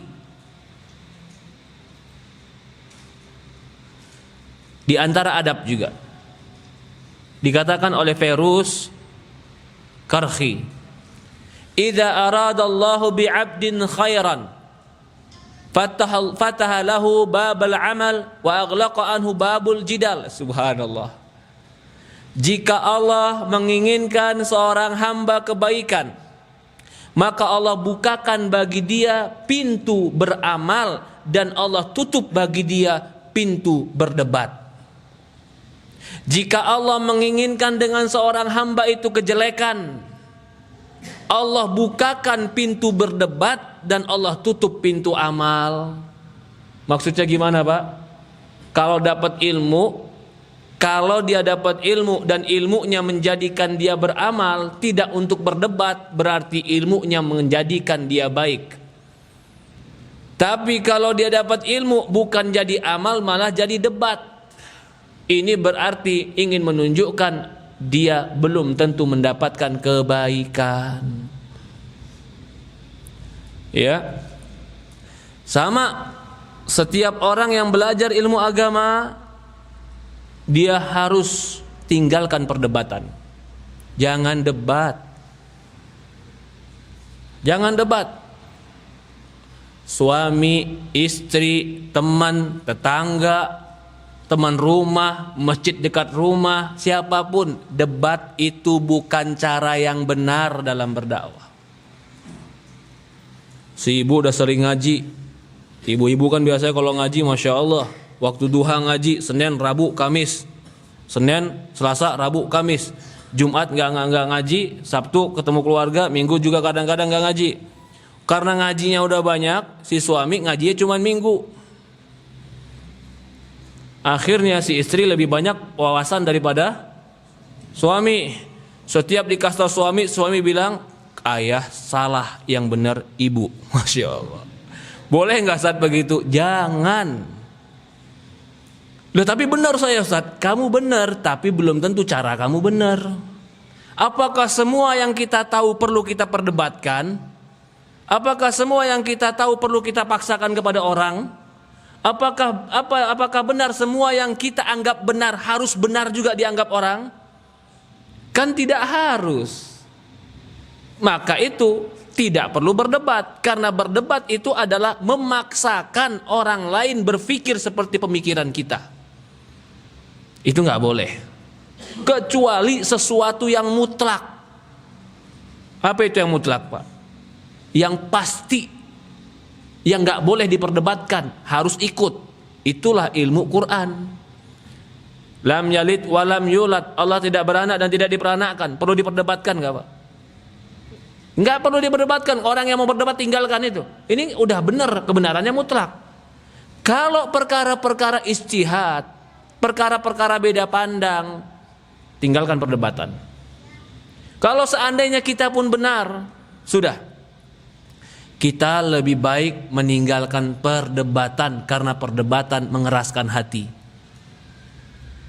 Kata Rasulullah SAW, "Ana za'im fil jannah liman tarakal mira wa in kana muhiqqan." Aku jamin rumah di tengah surga bagi mereka yang meninggalkan perdebatan walaupun dia benar. Walaupun kita benar, ya sudah, nggak usah debat. Tapi sampaikan kalau kamu tanya, saya berpendapat A. Lalu dia panjang, "Oh, kok pendapat kamu salah begini, panjang dia bilang. Ya, kalau menurut kamu seperti itu, ya kamu pegang pendapat kamu. Jangan kamu paksa juga pendapat kamu ke saya. Karena saya tidak mau debat. Karena berdebat bukan cara tolabul ilmi yang benar. Nah sekarang ini, Pak, di media sosial apalagi, Kalau kita berantem, pukul-pukulan masih ada ring dan juri, itu masih ada berhentinya, Pak. Karena masih ada ring dan masih ada juri. Media sosial, subhanallah, itu berantem yang gak ada juri, gak ada ringnya. 2 hari 2 malam gak bakal pernah selesai. Jangan ikut perdebatan di media sosial. Siapa yang nilai benar? Gak ada. Kita juga gak tahu, itu yang jawab jangan-jangan juri. Kita gak tahu. Ngapain didebatin? Dijawabin, enggak Ustaz, saya mau bela sunnah. Jangan, udah. Habis pikiran kamu, habis tenaga kamu. Sebarkan kebenaran. Dia mau komentar apapun, sebarkan kebenaran. Sudah. Gak perlu dijawab, gak perlu dibalas.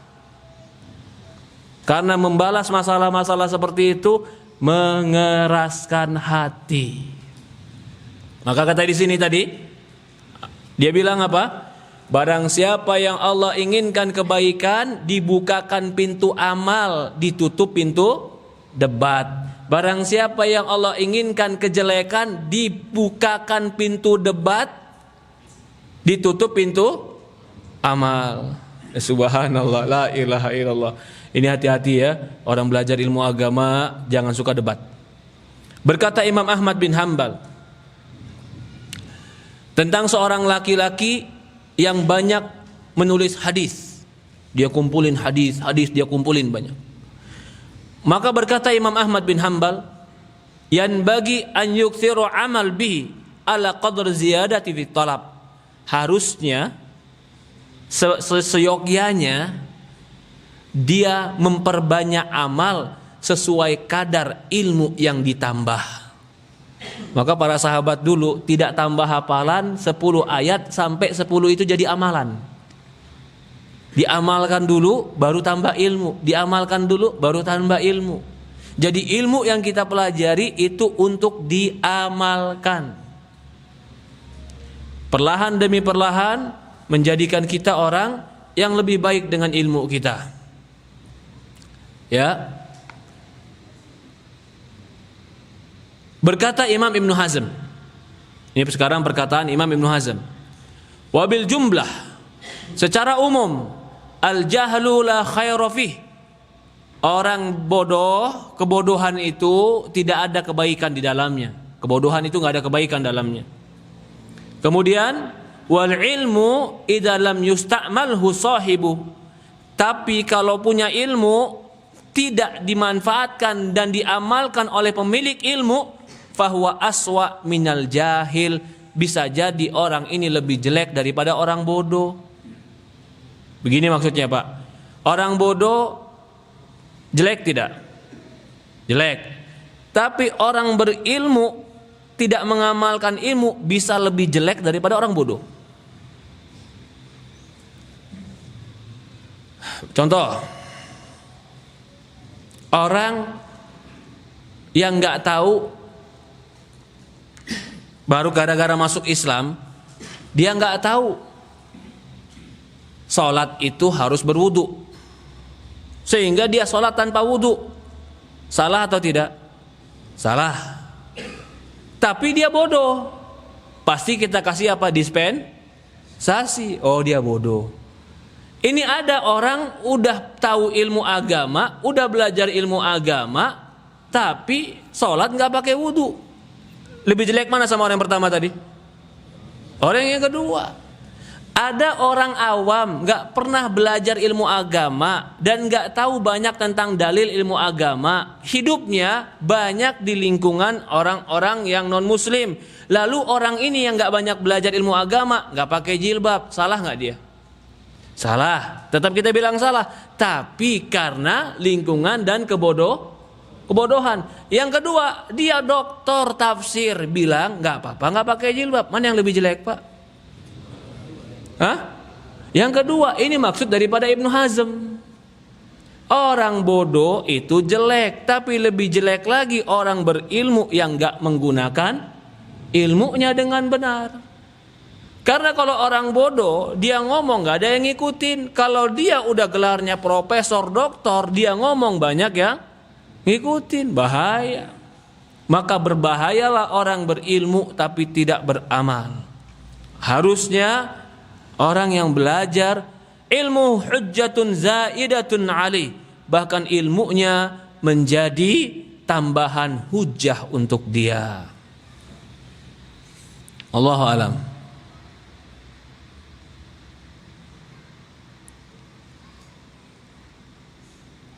Ada berkata Imam Malik, sedikit saya nukilkan juga karena kita menukilkan perkataan para ulama tentang thalabul ilmi.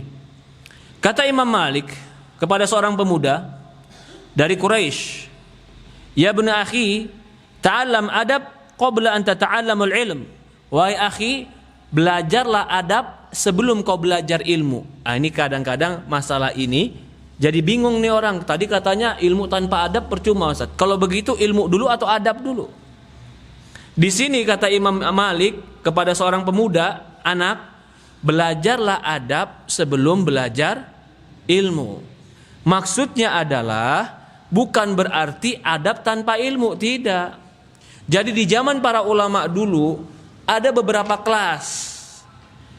Ada kelas orang yang mencatat dan menulis. Ini biasanya orang yang sudah terbiasa dengan kebaikan. Ada kebiasaan orang belum sampai catat dan nulis, baru kebiasaannya duduk dan dengar dan beretika ketika duduk. Sekarang anak sekolah di TK itu diajarin baca tulis hitung dulu atau diajarin adab masuk sekolah dulu, bagaimana beretika di sekolah? Adab dulu biar dia betah sekolah, gimana kalau dia masuk, gimana dia menghormatin guru. Itu maksudnya adab dulu sebelum ilmu.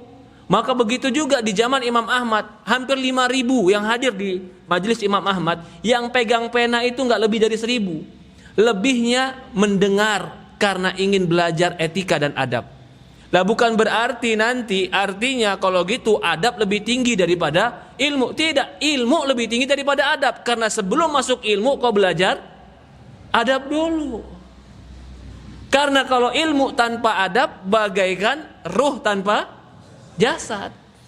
Terus adab tapi nggak pernah belajar ilmu. Ruh tanpa jasad. Ini yang dimaksud oleh Imam Malik, Allahu a'lam.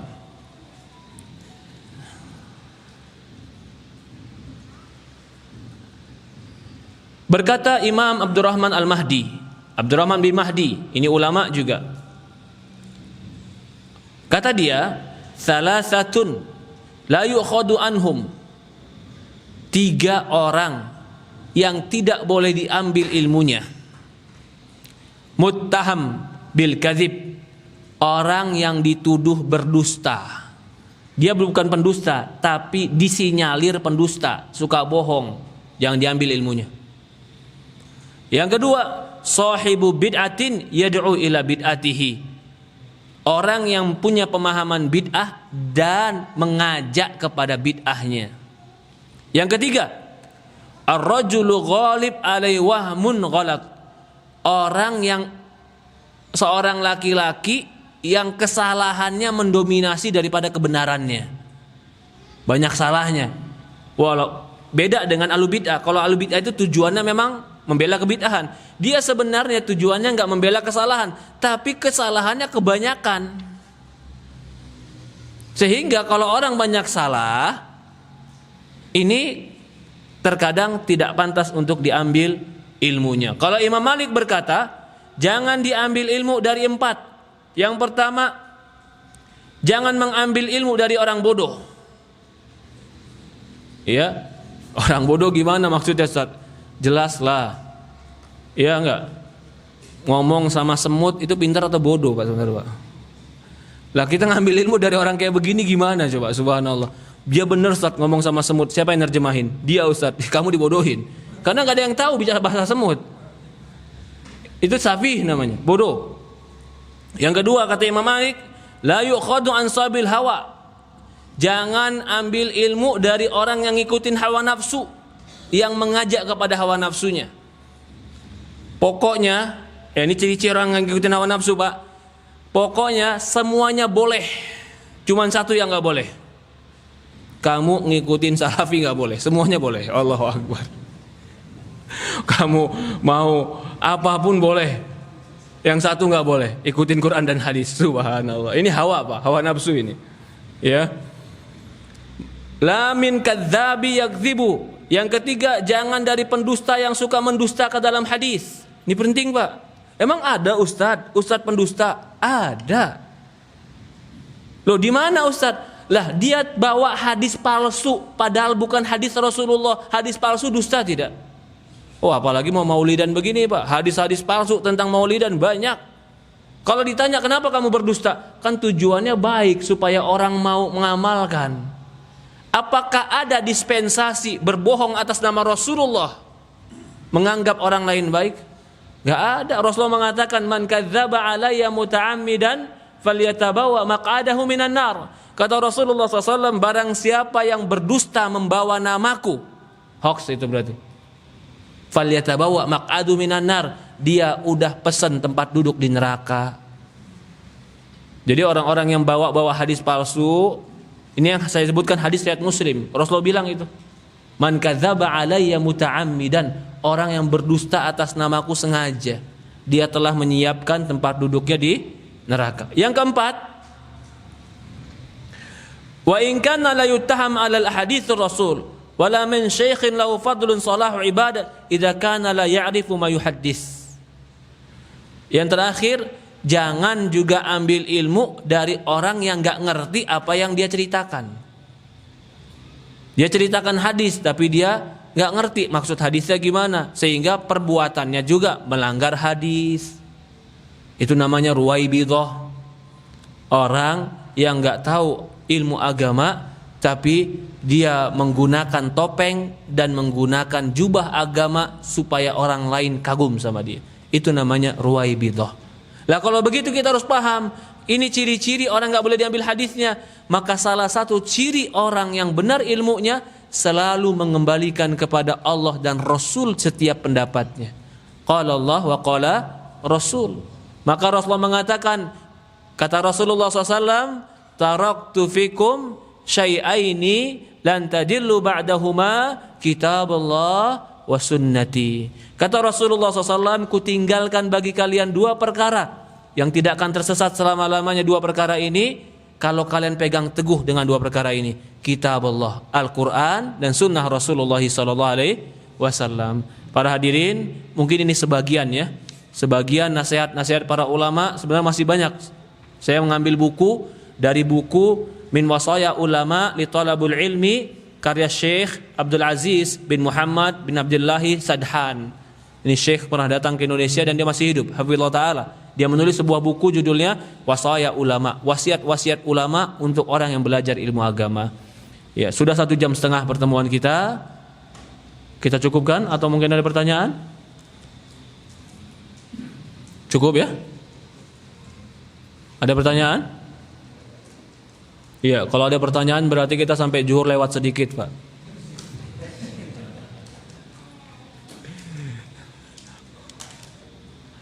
Tidak ada? Oke. Insya Allah enggak, Pak. 11:30 paling lama, tapi 10 menit lagi, 10 menit atau 5 menit kita selesai dari pertanyaan.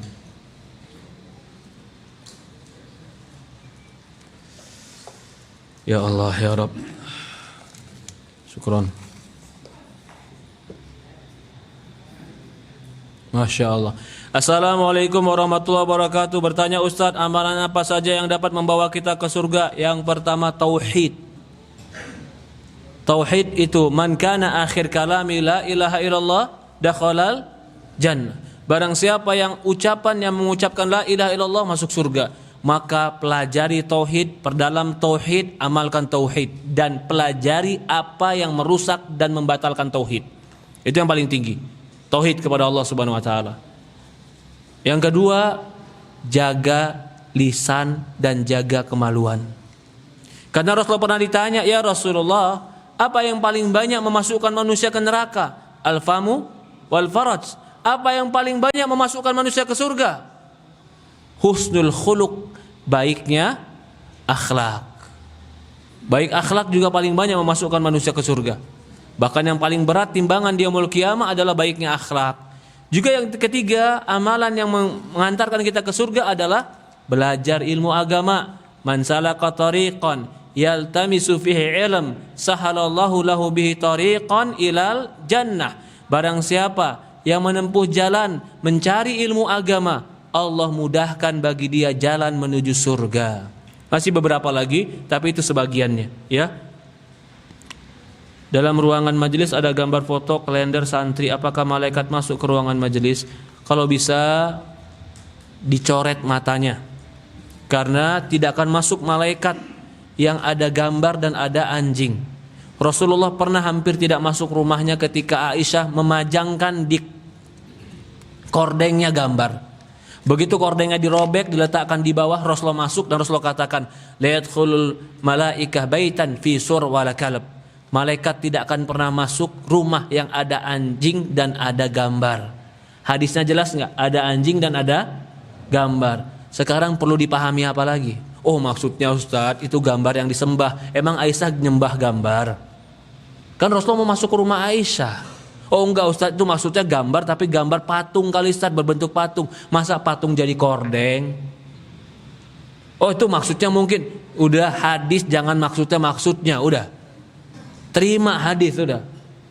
Jangan cari ngeles supaya hadis kita tolak. Subhanallah, nggak boleh begitu. Ya, tapi gimana Ustadz, di mana-mana gambar, banyak istighfar sama Allah. Yang penting sterilkan rumah kita. Rumah kita steril kan, jangan ada gambar-gambar yang terpajang, dicoret. Ya mungkin kita nggak sadar ada gambar bungkusan-bungkusan seperti ini, mungkin gambar kalender. Ya dicoret wajahnya saja. Kalendernya tetap bermanfaat, bisa digunakan. Ya, kalau dia jawab lagi, tapi kata Ustadz fulan-fulan boleh Ustadz, terserah. Terserah mau gimana. Kalau kata Ustadz saya bawakan hadis Rasulullah SAW. Jika santri putra yang sedang remaja menjelang dewasa salaman pada ustazah selesai mengajar, tetapi ustazahnya melapisi tangan dengan alas, apakah boleh Ustadz? Tidak, nggak boleh. Karena kalau laki-laki sudah balik maka tidak bersalaman dengan wanita, walaupun tidak langsung bersentuhan dengan kulitnya. Dalam hadis Aisyah mengatakan Rasulullah SAW la yusafihul mar'ah. Rasulullah tidak pernah sama sekali menyalami perempuan. Apakah di zaman itu tidak ada sarung tangan? Kalau seandainya pakai sarung tangan boleh, tentu para sahabat akan datang ke Rasulullah pakai sarung tangan. Tapi kenapa tidak? Sementara mereka punya jilbab-jilbab yang besar. Kalau mereka mau salaman saja dia balik jilbabnya. Tapi kenapa mereka tidak lakukan itu? Karena memang Rasulullah la yusafihul mar'ah. Bahkan Rasulullah katakan dalam hadis, la yat'an ra'si ahadikum bimikhyati minal hadid. Ditusuk kepala salah seorang kalian dengan besi dari panas lebih baik dibanding dia menyentuh wanita yang bukan mahramnya. Wallahu a'lam. Ana seorang guru bekerja untuk membantu perekonomian keluarga suami ana berupa beli. Ustaz, bagaimana seorang suami mewujudkan qawamah yang sesungguhnya sehingga istri tidak perlu bekerja? Apa hukumnya istri bekerja mencari nafkah menurut syariat Islam? Ini kayaknya suaminya hadir nih Pak, karena dia tanya bagaimana qawamah. Jadi begini Pak, kita sepakati dulu perempuan di dalam Islam itu dinafkahi. Perempuan di dalam Islam itu diberikan perlindungan. Perempuan di dalam Islam itu dijaga kesehatannya. Itu tanggung jawab seorang laki-laki. Ketika dia bersalaman dengan wali perempuan dan dia mengatakan qabiltu nikahaha, kuterima nikahnya, maka pada saat itu kewajiban dari wali pindah ke suami, melindunginya, memberikan makan, memberikan kesehatan, mendidiknya, menjaganya, kewajiban suami. Perhatikan ayat Al-Quran Pak, ayat Al-Quran. Allah mengatakan dalam Al-Quran, ar-rijalu qawwamuna 'ala nisa bima faddalallahu ba'dhum 'ala ba'd. Laki-laki qawam, pemimpin yang meluruskan, itu qawam. 'Ala nisa, di atas wanita. Bima faddalallahu ba'dhum 'ala ba'd, karena sebagian mereka telah Allah utamakan dari sebagian yang lain. Ayat lanjutannya masih di ayat yang sama, agar qawammu itu lebih sempurna. Wa bima anfaqu min amwalihim, karena si suami telah menafkahkan buat istrinya. Jadi ayat ini jelas Pak. Kalau laki-laki bisa memberikan kepada istri dan anaknya nafkah tanpa harus istrinya bekerja dan dia fasilitasi istrinya di rumah dengan cukup, maka laki-laki seperti itu pasti lebih berwibawa. Karena Al-Quran yang mengatakan, kenapa Allah utamakan laki-laki? Bima anfaqu min amwalihim. Karena Allah katakan karena mereka menafkahkan harta mereka. Berarti pemahamannya qawam dia akan kurang ketika nafkahnya pun kurang, apalagi nafkahnya dia berikan kepada istri. Kamu cari uang sendiri, hilang qawamnya, Pak. Loh kalau gitu haram, Ustaz? Kita nggak bisa mengatakan haram karena ekonomi orang berbeda-beda. Tapi kalau kita berbicara idealis, Pak, berbicara idealis, laki-laki itu harus menafkahkan istri. Istri harus di rumah, dia berdandan, bersolek, cantik, makan, sehat di rumah, nunggu suami. Itu idealis. Enak gak perempuan? Enak kan, Pak? Suruh di rumah, dikasih nafkah, dikasih rumah, dikasih pakaian, dia sakit harus dijaga. Memang itu tanggung jawab kita dari Allah Subhanahu wa taala. Ya. Lalu pertanyaannya, saya ASN, Ustadz.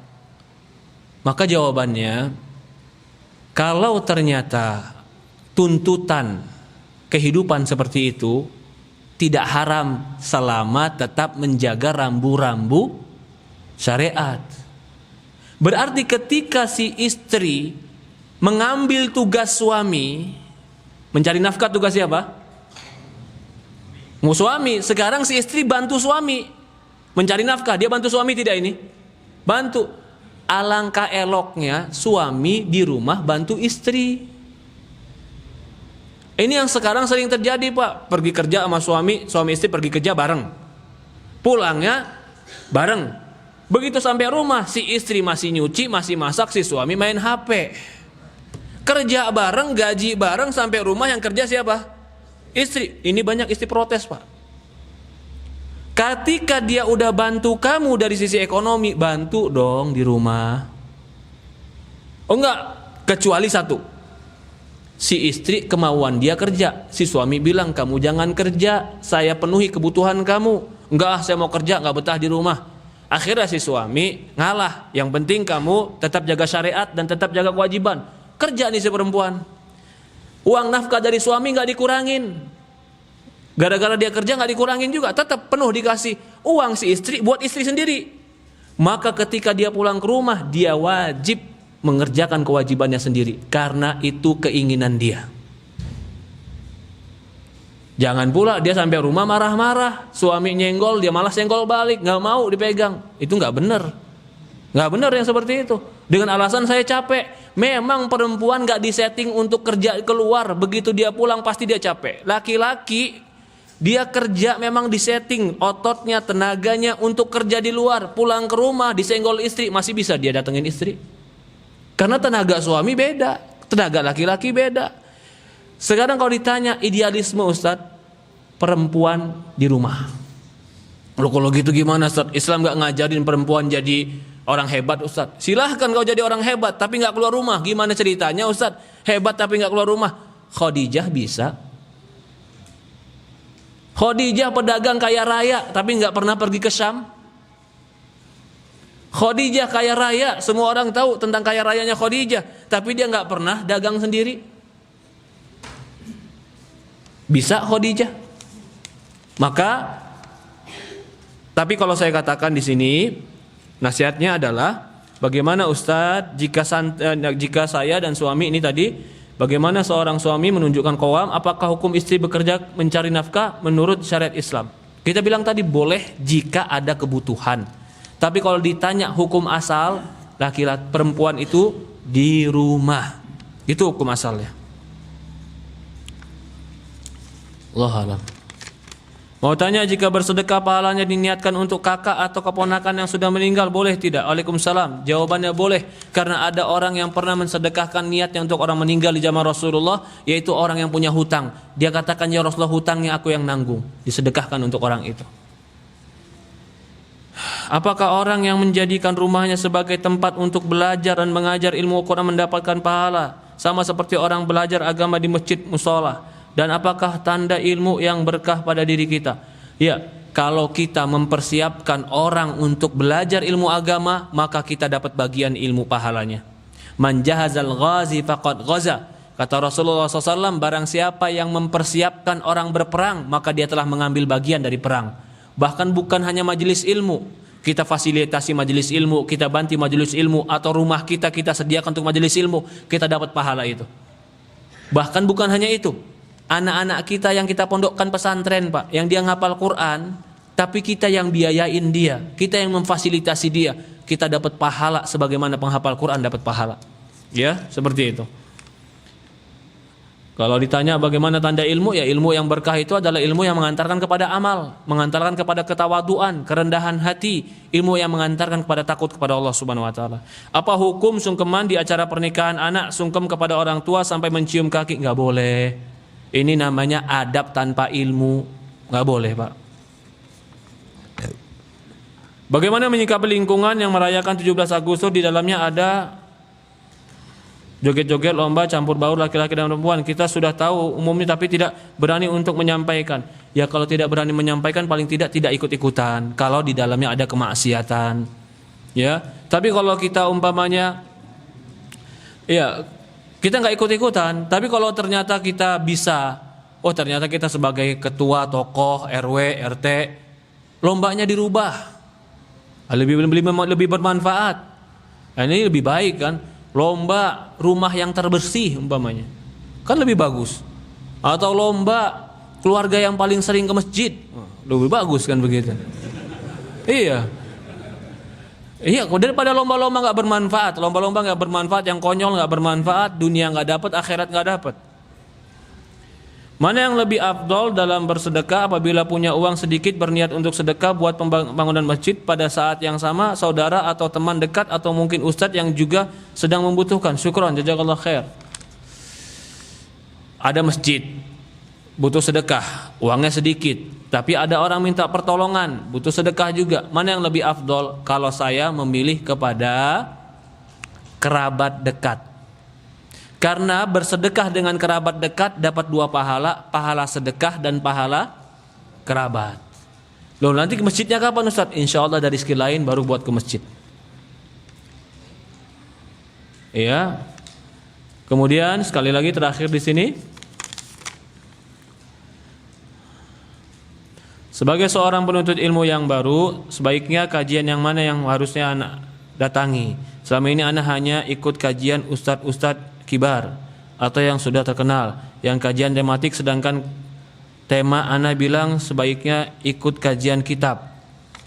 Iya, kajian tematik, ya, maaf Pak, apalagi ustadz-ustadz yang umum, maksudnya ustadz-ustadz yang punya nama besar, itu terkadang di kajian umum mereka akan berbicara tentang umum.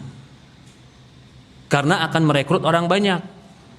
Kalau kita mau lebih dalam, tentu ustadz-ustadz besar ini punya ilmu lebih dalam, tapi biasanya di pondok mereka.